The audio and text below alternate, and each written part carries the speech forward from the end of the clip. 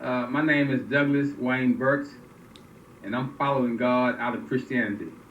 I grew up in a Christian home in Marshall, Texas, and I didn't actually recall too much about Jesus Christ as growing up because when I was in church, I wasn't really in the church. My mind was somewhere else. But as I got older, I think around about 18 years old, I started reading the Old Testament, and I became familiar with the Old Testament before I actually ventured into the New Testament. As far as me leaving Jesus, it's just the point about that I kept looking for the significance of it and trying to see what he promised to be in reality, and I never seen none of it.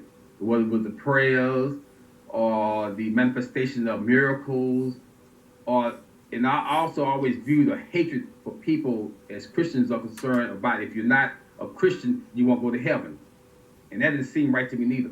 So I wondered, was heaven only meant for Christians? So I began to ponder more and more, and I began to pray to God about the situation. And one day I met a brother named Jim while I was in prison. And he introduced himself to me as Jim Champion. He said, "I'm Jim Champion, and I'm a Jew." I said, "Oh, no, I can't talk to you." I said, "Y'all killed Jesus." And he didn't seem to be mad about it. He just like, "I'm just trying to talk to you, to share my faith with you, not to change your faith as we have been taught." And he left. And I felt real bad about it. So I went to my dormitory in prison and I prayed in privacy to God. And I said, "Well, Lord, if you sent him unto me, let him come back unto me with something important of significance."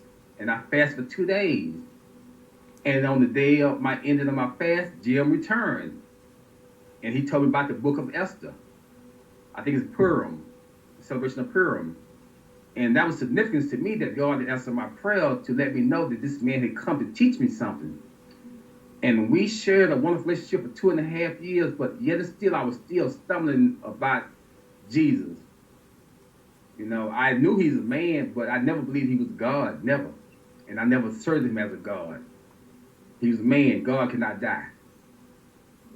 So as I began to search more and more, one day I come home, I think it was 2008, and a voice said unto me, "Can God die?"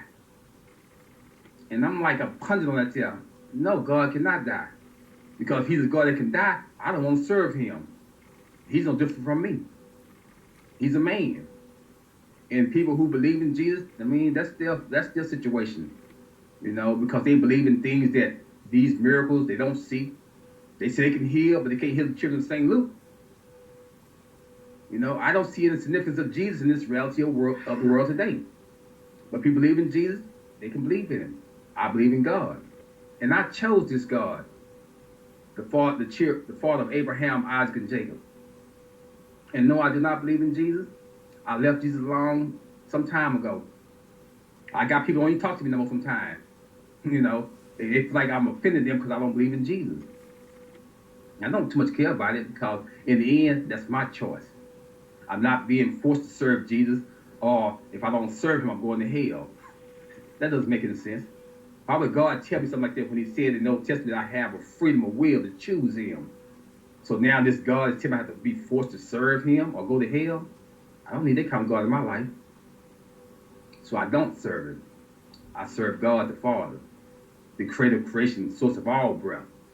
And he's only one. There's no three in him. So that's my situation.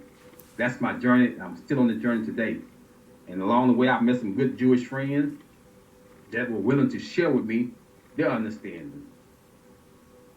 But as far as Christianity is concerned, to me, to be true, which it's a slavery because even parents force their kids to go to church, but they don't want to. You don't go to church, you can't stay in my house. That doesn't make any sense. What type of free will is that? There's no reality of Jesus in this world today, people.